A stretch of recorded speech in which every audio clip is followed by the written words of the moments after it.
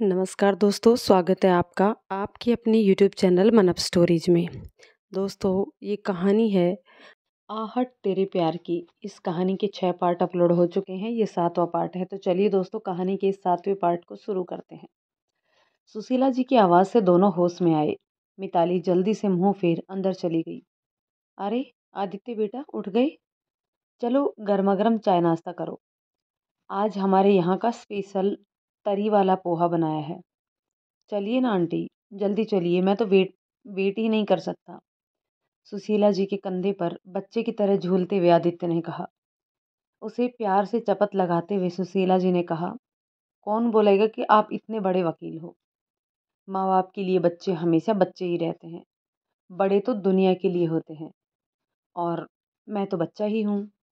घर पे पापा और भाई को तंग करता हूँ, यहाँ आपको करूँगा,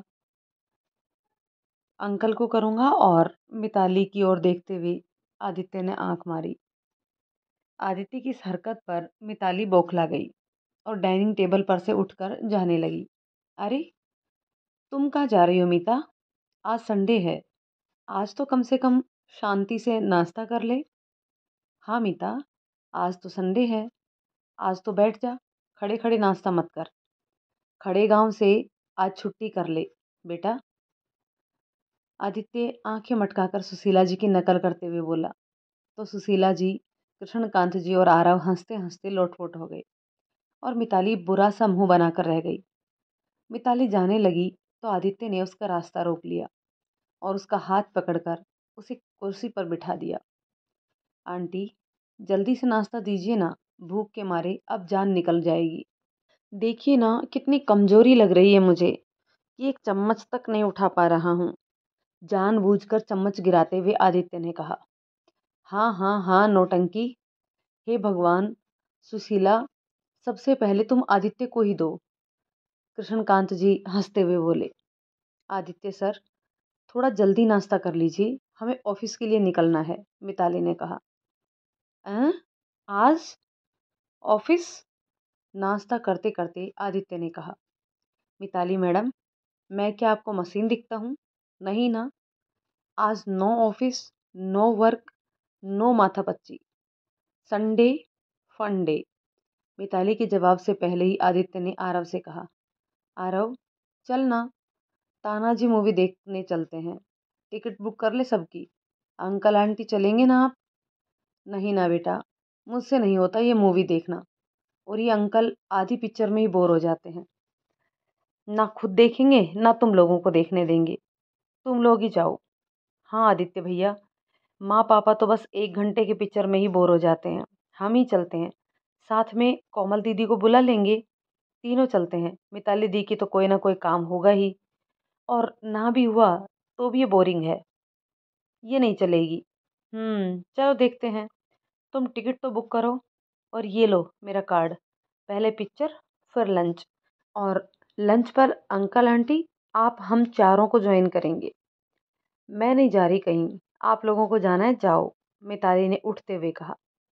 मैंने आपसे पूछा है क्या? मिताली की ओर देखते हुए आदित्य ने कहा। मत भूलिए, मैं आपका बॉस हूँ और आपको मेरी बात माननी ही होगी, because it is an order. चल आ रहा जल्दी से। और सुन, आज एकदम डिफरेंट दिखना, रोज जैसा बोरिंग और सड़ू नहीं। आरव के पीछे खड़ी मिताली को देखते हुए आदित्य ने कहा। मैं कोमल को फ़ोन करके बता दूं कि जल्दी आ जाएगी वो। थोड़ी देर में कोमल भी आ गई। उसको देख आदित्य सीटी बजाते हुए बोला। ओहो मैडम, आप तो कयामत ढा रही हो। आप पर तो कोई भी फिदा हो जाएगा। इजाज़त हो तो मैं ही फ्लर्ट कर लेता हूँ आपसे। हाय मर जाऊं, आप और मुझसे फ्लर्ट करोगे? मैं तो ऐसे ही आपकी बहुत बड़ी पंखा हूँ। पंखा? आदित्य ने पूछा। ओहो, फैन कोमल ने अदा से कहा। सब हंस पड़े। मीता, ओ मेरी मीता, तैयार हो गई क्या? मिताली के रूम में कोमल आई तो देखा वो एक फाइल लेकर बैठी हुई है। हाय रब्बा, तू तैयार नहीं हुई अभी तक? मैं नहीं जा रही, तुम लोग जाओ। यार मीता, ये क्या बात हुई? चुपचाप तैयार हो जा। नहीं, मीता ने जोर देते हुए कहा। ठीक है, रुक, आदित्य को बुलाती हूँ। आदित्य, पागल है क्या तू? उसको क्यों बुला रही है? बेकार का हुक्म झाड़ दिया उसने तो। पिक्चर चलो, तुम सब जाओ ना, मुझे क्यों परेशान कर रहे हो? मुझे नहीं अच्छा लगता कहीं भी जाना। मैडम जी, अच्छा नहीं लगता या बस अकेले सड़ने में मजा आता है? देख, नाटक मत कर और तैयार हो जा। रुक, मैं रेडी करती हूँ तुझे। मिताली की अलमारी से एक ड्रेस निकाल कर देते हुए कोमल कहती है, जा, ये ले और जल्दी से चेंज करके आ जा। कोमल मिताली को रेडी करके बाहर लाई तो उसे देख कृष्णकांत जी और सुशीला जी दोनों की आंखें भर आई। सालों बाद मिताली ने ब्लू रंग का लॉन्ग स्कर्ट और वाइट टॉप पहना था, कानों में टॉप्स और गले में मैचिंग स्टोल। हल्की सी लिपस्टिक उसके सादे से रूप पर चार चांद लगा रही थी। सुशीला जी ने तो मिताली की बलैया ही ले ली। आदित्य तो जैसे मिताली को देख सुधबुद्धि खो बैठा था। उसकी हालत देखकर कोमल हंस पड़ी और उसे कोहनी मारकर बोली, इतने गौर से मत देखो आदित्य, तुम्हें मिताली से प्यार हो जाएगा। आदित्य कोमल की बात सुनकर छिप गया और कोमल वो आदित्य की हालत पर मुस्कुरा दी। पिक्चर खत्म होने पर आरव, कोमल और आदित्य तीनों मस्ती करते हुए रेस्टोरेंट पहुंचे और आदित्य के नाम से टेबल ऑलरेडी बुक थी। चलो जल्दी से खाना ऑर्डर करो, आरव ने कहा। आरव, क्या तरीका है ये? बच्चे हो क्या, या कभी बाहर खाना खाया ही नहीं? बाहर वालों के सामने ऐसे बातें करते हैं? मिताली ने आरव को टोका। ओ हेलो, थोड़ा ब्रेक लो, आदित्य मिताली की बात काटते हुए बोला। कौन बाहर वाला, मैं या कोमल? आरव, क्या मैं बाहर वाला हूँ? अरे नहीं कोमल, तुम बाहर वाली हो। देखा, इन मैडम ने तुम्हें पल भर में पराया कर दिया। ओहो, वेरी बैड। मीता, मैं पराई? जा, देख ली तेरी दोस्ती, दिल तोड़ दिया मेरा। दोस्त दोस्त ना रहा, प्यार प्यार ना रहा। मिताली, मुझे तेरा एतबार ना रहा। मिताली के सामने मुंह बिसराकर कोमल ने गाना गाया तो मिताली खिलखिलाकर हंसती। अरे, ये तो वही लड़की है ना, जय देशमुख की वाइफ। सामने की टेबल पर बैठी दो लड़कियां मिताली को देखकर कहती हैं, अरे हाँ, टीवी पर इसके किस्से आते हैं ना। उ- उसी दिन तो दिखा रहे थे, अपने यार के साथ भाग गई थी और तलाक का केस डाल रखा था उस बेचारे जय देशमुख पर। किस तरह बिलख रहा था वो इसे वापस पाने के लिए, और इसे देखो, यहाँ इत्मीनान से बैठी बेशरम से दांत दिखा रही है।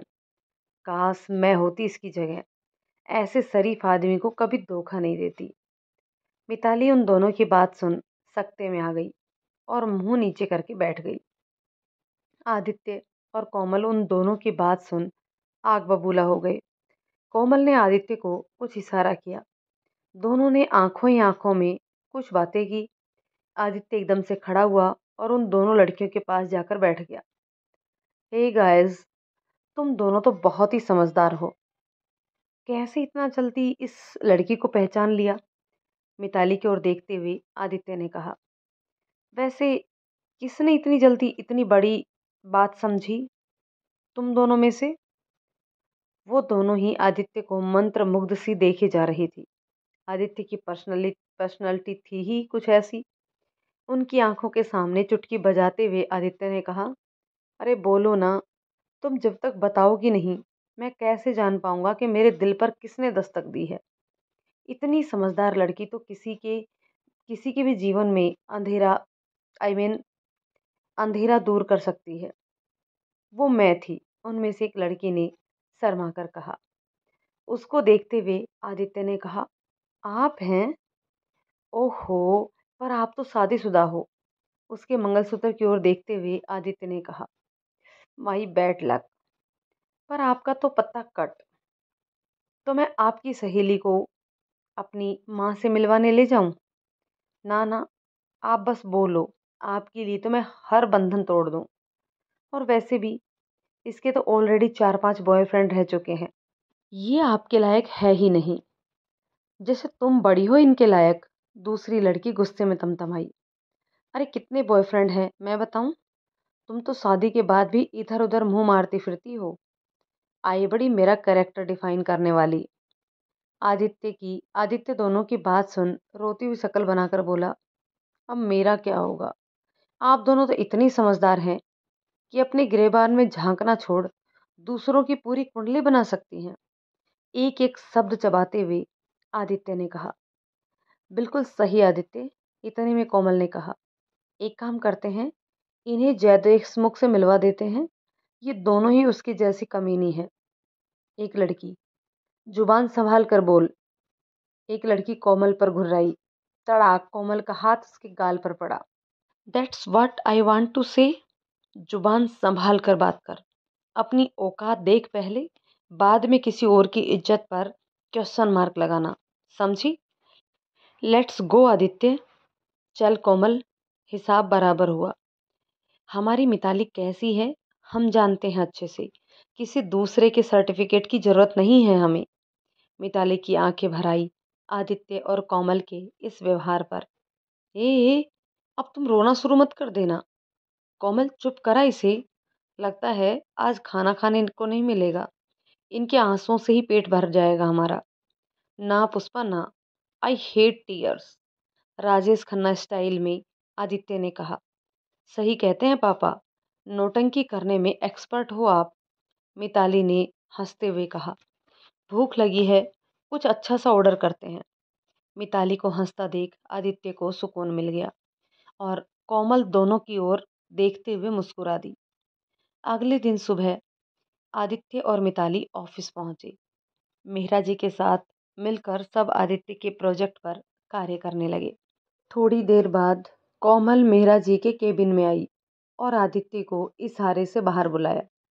आदित्य के बाहर आने के बाद वो उसे ऑफिस के लॉज में लेकर गई और धीमे साउंड में टीवी ऑन कर दिया। टीवी पर जय देशमुख का इंटरव्यू आ रहा था। तो मिस्टर जय देशमुख, आपकी ज़िंदगी तो सबके लिए मिसाल है। आपका एक सिंपल मिडिल क्लास फैमिली से द जय देशमुख बनने तक का सफ़र कैसा था? जय देशमुख ही हूँ मैं, आप सभी की तरह एक सामान्य सा व्यक्ति हूँ और मेरी सफलता का मूल मंत्र यह है कि जो ना मिले उसको ज़िंदगी से छीन लो। I mean, make non stop effort to achieve your goal. बस मैंने कभी हार नहीं मानी। जो कुछ मुझे अच्छा लगा मैंने उसे पाकर ही दम लिया। वाओ, कितने सिंपल तरीके से आपने अपनी बात रख दी। Non stop efforts. आपकी ज़िंदगी तो जैसे एक खुली किताब है। You are so down to earth person. पर हर किसी की ज़िंदगी में एक कमी होती है। आपकी लाइफ में भी क्या किसी बात की कमी है या कुछ ऐसा जिसके होने से या ना होने से आपको मलाल है? हम्म, सही कहा आपने। मैं एक खुली किताब की तरह हूँ, क्योंकि मैं सोचता हूँ कि दोहरा व्यवहार या व्यक्तित्व रख के मुझे क्या मिल जाएगा, और इसी का खामियाजा भुगतना पड़ा है मुझे। मेरी पत्नी मिताली, जिसे मैं अपनी जान से ज़्यादा प्यार करता था, उसने मुझे धोखा दे दिया। मुझे झूठे केस में फंसाकर वो और उसके परिवार वाले मुझसे पैसे ऐंठना चाहते थे। मेरा सब कुछ तो वैसे ही मिताली का ही है ना। मैं तो बस उसे वापस चाहता हूँ अपनी ज़िंदगी में। वो साथ होगी तो झोपड़ी में भी रह लूँगा। बस अपने झूठ से वो मेरी छवि ना बिगाड़े। बहुत वक्त लगा है मुझे इज्जत कमाने में। तो इन दिनों कहाँ है आपकी पत्नी? आपको कुछ पता है? आपकी मुलाकात हुई उनसे? नहीं, पिछली बार कोर्ट रूम में देखा था उसे बस। वो अपने माँ पापा के साथ नागपुर में रहती है और मैं पिछले 1 साल से यहाँ पुणे में हूँ। वैसे भी वो मुझसे कोई रिश्ता रखना नहीं चाहती है। और मैं आंखों में आंसू भर जय भर्राई आवाज में बोला, मैं तो बस उसकी यादों के सहारे जिंदा हूँ। पर शायद वो मुझे याद तक नहीं करती।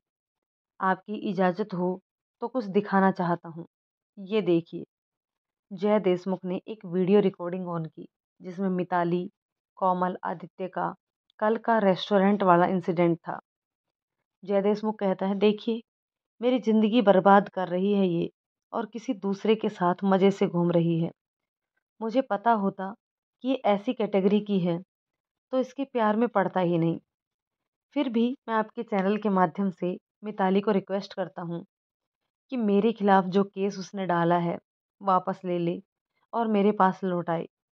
लौट आओ मिताली, तुम जो हो, जैसी भी हो, मेरी हो, सिर्फ मेरी। आगे की बात सुने बिना ही आदित्य ने टीवी बंद कर दी और गुस्से से आग बबूला हो गया। क्यों बंद कर दी?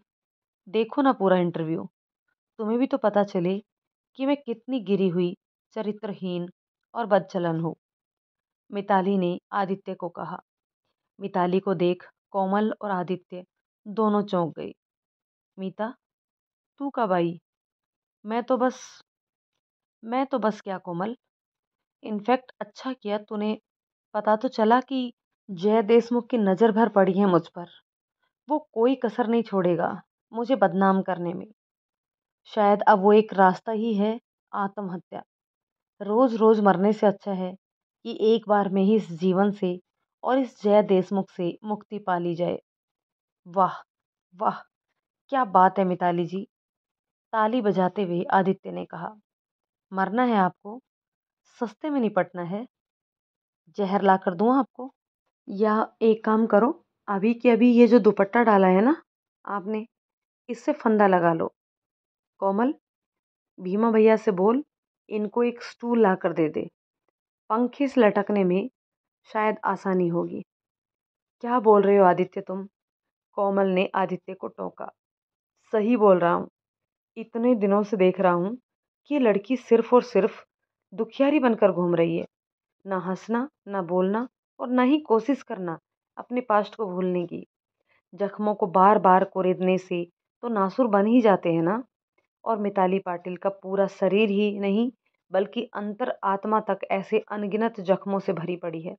छी, इसे ये नहीं दिखता कि इसकी हंसी, इसकी खुशियाँ, इसकी इज्जत हम सबके लिए कितने मायने रखती है। पर यह है कि बस गमों की मोटी चादर ओढ़कर जिंदा लाश की तरह जिए जा रही है। ना इस लड़की ने लड़ने की हिम्मत है, ना ही हालातों का सामना करने की, ना ही उस जय देशमुख की आंखों में आंखें डालकर उससे लड़ने की। पढ़ी लिखी गंवार है। मिताली जी, इन सब से छुटकारा पाओ। चलो मौत के आगे इसमें सो जाओ। चल कोमल, कोई जरूरी नहीं है इसको सांत्वना देने की, कोई जरूरत नहीं है इसके आगे ढाल बनकर खड़ा होने की। ये लड़की खुदगर्ज है, किसी के भी बारे में नहीं सोचती है, ना अपने माँ बाप के बारे में कि इसका गमगीन चेहरे से उन्हें कितनी दुख और तकलीफ होती होगी, ना छोटे भाई के बारे में जो बड़ी बहन ही नहीं उसे दोस्त भी मानता है, और ना तेरे बारे में जिसने इसकी एक हंसी के लिए जाने कितने जतन किए हैं, और ना ही मेरे बारे में। आदित्य, मेरी बात तो सुनो। मिताली ने कुछ कहना चाहा। बस मिताली जी, बस। आपकी मनहूसियत आपको मुबारक। आदित्य, आप जैसी कायर से कोई वास्ता नहीं रखना चाहता। जीना है जियो, मरना है मरो। इतना बोल आदित्य कोमल का हाथ पकड़कर बाहर निकल गया, और मिताली वो आदित्य की बातें सुनकर बुत बनकर खड़ी रह गई। आदित्य की बातें मिताली को भीतर तक का चोट गई। उस दिन के बाद ना उसने आदित्य से बात की, ना कोमल से।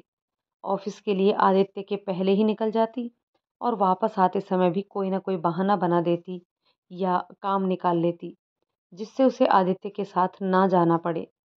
ऐसे ही कुछ दिन बीत गए। एक दिन मिताली ऑफिस नहीं पहुंची समय पर, तो पहले ही आदित्य ने सोचा लेट निकली होगी घर से।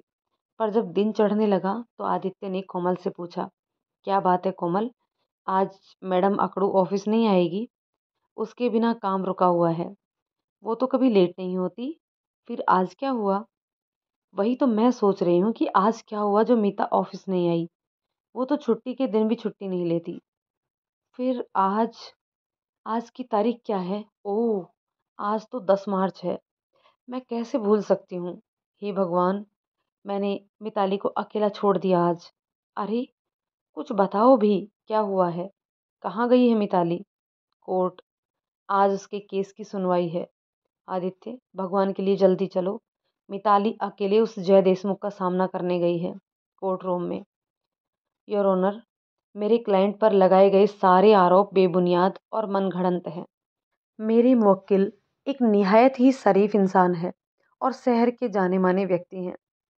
सच तो ये है कि ये मोहतरमा ही किसी दूसरे के साथ इश्क करती है, और जब मेरे मुवक्किल ने इन्हें इसके आशिक के साथ रंगे हाथों पकड़ लिया तो इसने इस शरीफ आदमी को झूठे इल्जाम में फंसा दिया। इस लड़की के न जाने कितने आशिक हैं। इजाज़त हो तो इस कोर्ट रूम को कुछ दिखाना चाहूँगा। इजाज़त है, न्यायाधीश ने कहा। ये देखिए योर ऑनर, ये लड़की हाल ही में नागपुर के एक मॉल में किसी लड़के के साथ थी। वकील ने फोटोग्राफ्स कोर्ट में पेश करते हुए कहा। फोटोज देखने के बाद न्यायाधीश ने कहा, पर इन फोटोज में ये साबित नहीं होता कि ये मोहतरमा जिनके साथ थी उनके साथ इनका कोई रिश्ता था। मैं चाहूँगा कि आप टू द पॉइंट सबूत पेश करें, इस तरह के बेबुनियाद सबूत नहीं। माफ़ी चाहता हूँ योर ऑनर, मुझे पता है कि मैंने गलत सबूत पेश किए हैं, पर योर ऑनर, मैं सिर्फ इसलिए कोर्ट में ये साबित कर सकूं कि आंखों देखा भी सच नहीं होता, इसलिए जो सबूत इन मोहतरमा ने पेश किए हैं वो इन फोटोज़ की तरह गलत हैं। मिस पाटिल, क्या आपके पास कोई गवाह है जो ये कह सके कि जय देशमुख आप पर जुल्म करते थे? न्यायाधीश ने मिताली से पूछा। हाँ है सर, मैं हूँ मिताली पाटिल की गवाह। मैं दूंगी जय देशमुख के खिलाफ गवाही, कोमल ने कोर्ट रूम में घुसते हुए कहा। योर ऑनर, मैंने देखे हैं मिताली के जख्म जो जय ने इसे दिए थे। मैडम, आपको जो कहना है कटघरे में आकर कहिए। योर ऑनर, मेरा नाम कोमल भसीन है। मैं मिताली की बचपन की सहेली हूँ। उसकी शादी जय देशमुख से हुई थी और शादी के बाद जय देशमुख ने मिताली के साथ जानवरों जैसा सलूक किया है। मारना, पीटना, भूखा रखना। अक्सर वो इसके बाजू पर सिगरेट से जला देते हैं। वो निशान आप अभी भी इसकी बाजुओं पर देख सकते हैं। कोर्ट रूम में कोमल के इस बयान से खलबली मच गई। न्यायाधीश ने महिला क्लर्क को आदेश दिया कि वो देखे कि मिताली की बाजुओं पर कोमल के कहे अनुसार कोई निशान है क्या। वो महिला मिताली को भीतर लेकर आ गई और कोमल के कथन की पुष्टि करते हुए कोर्ट रूम में कहा, योर ऑनर, इनके दोनों कंधों पर सिगरेट से जलाने के निशान। ऑब्जेक्शन माय लॉर्ड, सिर्फ सिगरेट के निशान हैं, पर मेरे क्लाइंट ने ही जलाया है, ये कहाँ साबित हुआ? सिगरेट के निशान तो इन मोहतरमा ने खुद भी बनाए होंगे, क्योंकि ये अक्सर नशे की हालत में जलती हुई सिगरेट से खुद को चोट पहुंचाती थी। कितनी बार तो मेरे मुवक्किल का हाथ जलाया है इन्होंने। आप ठीक इसी प्रकार के दाग जय देशमुख के हाथों पर भी देख सकते हैं। दिखाइए सर। जय देशमुख ने हाथ आगे बढ़ाकर अपने हाथों पर ठीक उसी तरह के दाग दिखा दिए। जय देशमुख के हाथों को देखकर सब चौंक गए। मिस कोमल भसीन, अब आपका क्या कहना है? जय देशमुख के वकील ने पूछा। ये सब झूठ है। मिताली ना सिगरेट पीती है, ना कोई नशा करती है। आपकी बात का कोई मतलब नहीं है, कोमल बिफर कर बोली। तो साबित करिए। कोर्ट जज्बातों पर नहीं, सबूतों पर चलते हैं। साबित कर दीजिए कि ये दाग मेरे क्लाइंट के द्वारा लगाए गए हैं। साबित करिए कि मिताली जी घरेलू हिंसा की शिकार हो रही थी। कोमल बेबस सी मिताली की ओर देखती है और फिर सिर झुका लेती है, और आदित्य पीछे खड़े होकर मूक दृश्य बनकर पूरा तमाशा देख रहा है। ये कोर्ट मिताली पाटिल बनाम जय देशमुख के इस केस में अभियोजन पक्ष को 30 दिन का समय देती है। अगर अगली तारीख तक पुख्ता सबूत नहीं पेश किए गए तो तलाक की अर्जी खारिज कर दी जाएगी। अगली तारीख 11 अप्रैल तय की जाती है। मिताली के कानों में कोर्ट का फरमान पिघलते हुए शीशे की तरह लगा। उसके दिल और दिमाग दोनों सुन्न हो गए और वो हताश होकर चुपचाप एक बेंच पर बैठ गई। कोमल मिताली के पास आकर बैठ गई। मीता, फिक्र मत कर, सब ठीक हो जाएगा। भगवान पर भरोसा रख, वो हमारी परीक्षा ले रहे हैं। हम इस परीक्षा में जरूर सफल होंगे। हाँ, भगवान परीक्षा ले रहे हैं और इस परीक्षा का परिणाम पहले से ही घोषित है। खैर, जो भी है, इस पार या उस पार मैं लड़ने के लिए तैयार हूँ, हर हालात से। ज़्यादा से ज़्यादा क्या होगा, उसके साथ रहना होगा, रह लूँगी। वो ज़्यादा दिन निभा पाएगा, नहीं निभा पाएगा, या तो जान से मार डालेगा या कहीं बेच देगा। उसके ऊपर उसकी औकात नहीं है। चल मैं निकलती हूँ, तू भी जा, जिसके साथ आई है उसके साथ। आदित्य की ओर देखते हुए मिताली ने कहा। और तू तू कैसे जाएगी? तुझे अकेले नहीं जाने दे सकती मैं। प्लीज़ कोमल, मैं खुद को संभाल सकती हूँ। मुझे किसी के एहसान की जरूरत नहीं। इतना कहते हुए मिताली जाने के लिए उठ खड़ी हुई। सामने से जय देशमुख को अपनी ओर आता देख वो चौंक उठी। वैसे तुम्हारा सबूत अच्छा था, पर तुम भूल गई कि तुम्हारे सामने जय देशमुख है, कोई ऐरा गैरा नहीं। तुम मुझे कभी नहीं हरा पाओगी। सुनो जाने मन, शॉपिंग चालू कर दो। बस 30 दिन और, फिर तुम मेरी। अब की बार तुम्हारे पैरों में बेड़ी डालकर रखूंगा, मेरे प्यार की। तुम्हें तो पता ही है कि वो how much I love you. हंसते हुए मिलते हैं 30 दिन बाद। मिताली को धमकी दे जय देशमुख निकल जाता है और मिताली भर भरा कर गिर पड़ती है। कोमल उसे संभालती है। थोड़ी देर में थोड़ी शांत होकर मिताली कोर्ट से बाहर जाने को निकलती है। कोमल उसे रोकते हुए कहती है, गुस्सा छोड़ना, साथ चल। मिताली कोमल की बात सुनी अनसुनी कर लड़खड़ाते कदमों से गेट की तरफ बढ़ती है। इतने में आदित्य मिताली के सामने गाड़ी लाकर खड़ी कर देता है और दरवाजा खोल देता है। पर मिताली उसे नज़रअंदाज कर आगे जाने लगती है। आदित्य गाड़ी से बाहर निकल मिताली से कहता है, मिताली, गाड़ी में बैठो। नहीं, मैं अकेली आई थी, अकेली जा भी सकती हूँ। मैंने तुम्हारी बहुत बातें सुन ली, चुपचाप अंदर बैठ जाओ। No, I will go by myself. Komal, कह दो अपनी दोस्त को, मैं 3 तक गिनूंगा। ये बैठ गई तो ठीक है, वरना मैं गोद में उठाकर गाड़ी में बिठा दूंगा। तो फिर तो जय देशमुख को एक और सबूत मिल जाएगा तुम्हारी दोस्त पर लांछन लगाने का। दोस्तों, कहानी के इस पार्ट को यहीं रोकते हैं। मिलते हैं कहानी के नेक्स्ट पार्ट में। तब तक ये कहानी आपको कैसी लग रही है, कमेंट करके ज़रूर बताइएगा। यदि कहानी पसंद आती है तो इसे लाइक शेयर कर दीजिए। चैनल पर नए हैं तो प्लीज़ चैनल को सब्सक्राइब ज़रूर कर लीजिए। तो चलिए दोस्तों, मिलते हैं कहानी के नेक्स्ट पार्ट में। तब तक के लिए शुक्रिया।